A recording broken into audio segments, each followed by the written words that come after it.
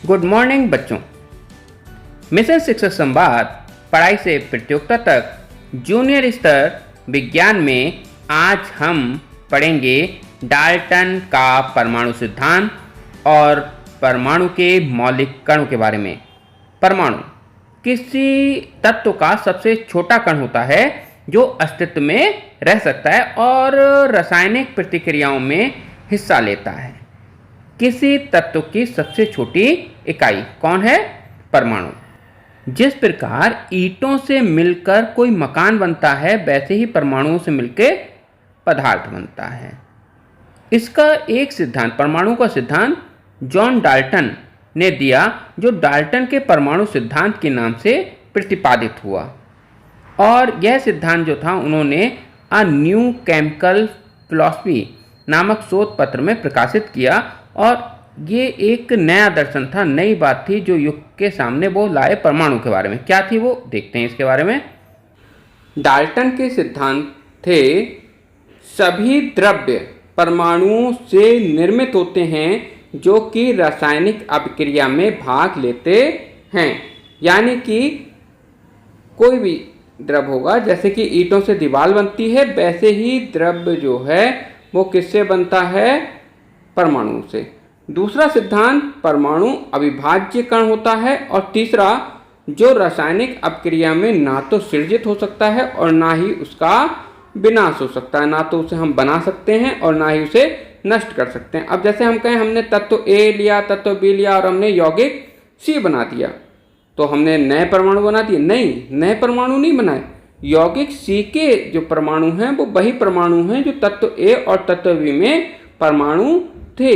ना तो तत्व ए और बी के नष्ट हुए हैं और ना ही सी के नए बने हैं। और चौथा नियम था एक तत्व के सभी परमाणुओं का द्रव्यमान और रासायनिक गुणधर्म समान होता है। यानी एक तत्व है तो जितने भी परमाणु, जैसे यहाँ पे देखिए आर्गन है, आर्गन के 3 यदि हम परमाणु ले लें तो इन तीनों का द्रव्यमान और रासायनिक गुणधर्म, चाहे इसका वजन हो और रंग हो, कोई भी चीज़ हो, तो वो एक जैसा होगा। लेकिन यदि भिन्न भिन्न तत्व हैं, जैसे 2 तत्व ले लिए, एक आर्गन ले लिया, एक हीलियम ले लिया, इनके परमाणु जो होंगे उनके आपस में द्रव्यमान और गुण धर्म कैसे होंगे? अलग अलग होंगे। इसका हम उदाहरण ऐसे देख रहे हैं, जैसे नमक और चीनी ले लो, देखने में एक जैसे लगते हैं, लेकिन इनका, चीनी का कोई भी कण उठाओगे एक जैसा होगा, लेकिन नमक और चीनी का देखोगे तो अलग अलग होंगे उसके गुण।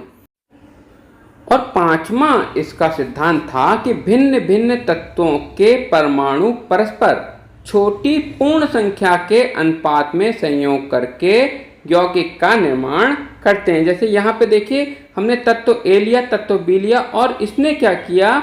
यौगिक सी बना दिया। इसमें तत्व ए के देखिए 2 परमाणु हैं और तत्व बी का 1 परमाणु है ना? तो पूर्ण अनुपात में है, 2 और 1 के अनुपात में है। ऐसा नहीं हो सकता कि हम 1 और आधे के अनुपात में ले लें। जैसे पानी का सूत्र होता है H2O, इसमें ऑक्सीजन कितना? 1 और हाइड्रोजन कितने? 2। तो ये मिलके क्या बना दे रहे हैं? H2O बना दे रहे हैं। ऐसे ही कार्बन डाइऑक्साइड है, कार्बन डाइऑक्साइड में कार्बन कितना? 1 और ऑक्सीजन कितने हैं? 2, CO2। तो क्या सिद्धांत निकल के आया? पहला सिद्धांत यह निकल के आया सभी द्रव्य परमाणुओं से निर्मित होते हैं जो कि रासायनिक अभिक्रिया में भाग लेते हैं। दूसरा सिद्धांत परमाणु अविभाज्य कण होता है, यानी इससे आप और छोटा कण नहीं बना सकते हो, जो रासायनिक अभिक्रिया में ना तो सृजित किया जा सकता है और ना ही इसका विनाश किया जा सकता है। ना तो इसे आप बना सकते हो और ना ही इसको नष्ट कर सकते हो, ठीक है, किसी भी तरीके से। और अगला है एक तत्व के सभी परमाणुओं का द्रव्यमान एवं रासायनिक गुणधर्म समान होता है और भिन्न भिन्न तत्वों के परमाणुओं के द्रव्यमान एवं रासायनिक गुणधर्म भिन्न भिन्न होते हैं। यदि 2 कोई से भी आप ले लो, जैसे अभी हमने कहा था चीनी ले लो, नमक ले लो, चीनी का हर कण कैसा होगा? मीठा होगा और नमक का हर कण नमकीन होगा। भिन्न भिन्न तत्वों के परमाणु परस्पर छोटे पूर्ण संख्या के अनुपात में संयोग करके यौगिक बनाते हैं, यानी पूरा पूरा मिलेगा। ऐसा नहीं कि हम आधा यौगिक ले लें, है ना, आधा कोई सा वो ले लें, परमाणु ले लें, ऐसे नहीं होता। है ना। अब देखिए डाल्टन के जो सिद्धांत दिया इन्होंने, उसमें कमी कहाँ रह गई। इनकी कमी ये थी कि इन्होंने जो सिद्धांत दिया उसमें बताया परमाणु कैसा है, अविभाज्य कण है, लेकिन ऐसा नहीं है। अब हम जानते हैं कि परमाणु कैसा है, उसके भी छोटे कण होते हैं, है ना। ये सही है कि रासायनिक अपक्रिया में भाग लेता है, ना तो इसका सर्जन किया जा सकता है ना ही इसका विनाश किया जा सकता है, लेकिन ये अविभाज्य कण नहीं है। इससे भी जो छोटे कण हैं वो हैं, और कौन कौन से, उसे इसका कहते हैं परमाणु के मौलिक कण। कौन कौन से मौलिक कण हैं परमाणु के, इलेक्ट्रॉन, न्यूट्रॉन और प्रोटॉन। तो देखिए इनके बारे में देखें कि इनके गुणों की तुलना करते हैं। तो यदि हम इलेक्ट्रॉन को देखें तो इलेक्ट्रॉन के खोजकर्ता कौन थे, इलेक्ट्रॉन के खोजकर्ता थे जे थॉमसन, जिन्होंने सन 1897 में इलेक्ट्रॉन की खोज कर दी थी। इसके बाद प्रोटॉन की खोज हुई, जो कि की गई गोल्डस्टीन के द्वारा सन 1886। और न्यूट्रॉन, जैसे कि नाम से न्यू माने नया, तो नया है ये, किसने खोजा इसे, चैडविक ने। और कब, सन 1932 में खोजा। ठीक है। अब इलेक्ट्रॉन के आवेश की बात करें तो इलेक्ट्रॉन का आवेश होता है ऋणात्मक और प्रोटॉन का होता है धनात्मक। लेकिन न्यूट्रॉन पे कोई चार्ज नहीं होता, वो उदासीन होता है ना। उस पर ना तो प्लस का चार्ज है ना ही माइनस का चार्ज है। अब बात आती है द्रव्यमान की। तो इलेक्ट्रॉन का द्रव्यमान होता है हाइड्रोजन परमाणु के द्रव्यमान का 1/1837, यानी बिल्कुल नगण्य होता है, बहुत कम इसका भार होता है इलेक्ट्रॉन का। और प्रोटॉन और न्यूट्रॉन एक बराबर होते हैं, और किसके बराबर होते हैं, हाइड्रोजन परमाणु के द्रव्यमान के बराबर होते हैं, दोनों ही, चाहे प्रोटॉन का द्रव्यमान हो चाहे न्यूट्रॉन का द्रव्यमान हो।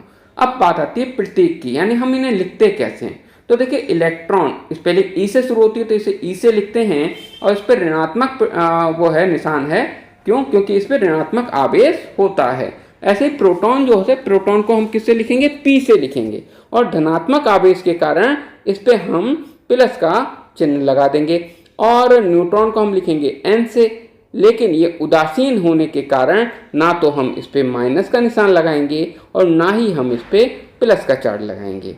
तो बच्चों आइए अब हम इनके खोजकर्ताओं के नाम याद करने की आपको एक ट्रिक बताते हैं।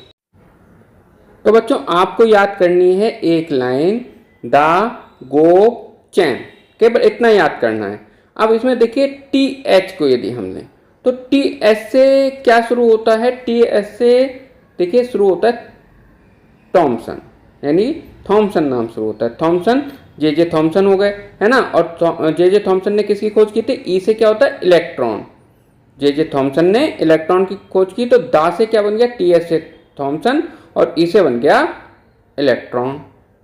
अब आया गोप, गोप में जियो से हो गया गोल्डस्टीन, और गोल्डस्टीन ने खोज की पी से प्रोटॉन, तो गोप से हो गया गोल्डस्टीन और प्रोटॉन।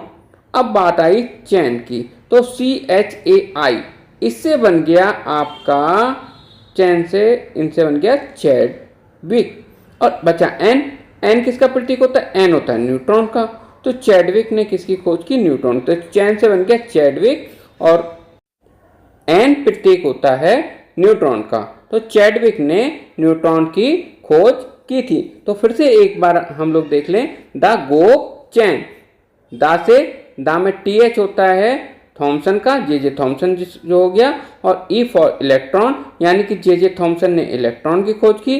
गोप में GO से बन गया आपका गोल्डस्टीन, गोल्डस्टीन ने किसकी खोज की, पी से प्रोटॉन होता है, तो प्रोटॉन की खोज की। ऐसे ही बात आई चैन में, CHAI से चैडविक बन गया, और चैडविक ने न्यूट्रॉन की खोज की थी। तो बच्चों द गोप चैन आपको याद करना है, और आप इलेक्ट्रॉन, प्रोटॉन, न्यूट्रॉन के खोजकर्ताओं के नाम बता देंगे। लेकिन यदि आप इंग्लिश में इसे याद नहीं कर सकते तो आप हिंदी में याद करें, ईट पग नाच, ईट पग नाच। अब इससे कैसे होगा, तो देखिए ई से हो गया आपका इलेक्ट्रॉन, और टी से हो गया आपका थॉमसन। अब आप कहोगे टी से तो थॉमसन होता है, थॉमसन कैसे होगा, देखिए टी से टा से क्या बनता है, टी की आवाज आती है ना, तो इंग्लिश में क्या आएगा, थॉमसन आता है। तो आपको याद करना होगा थॉमसन, ना कि टॉमसन।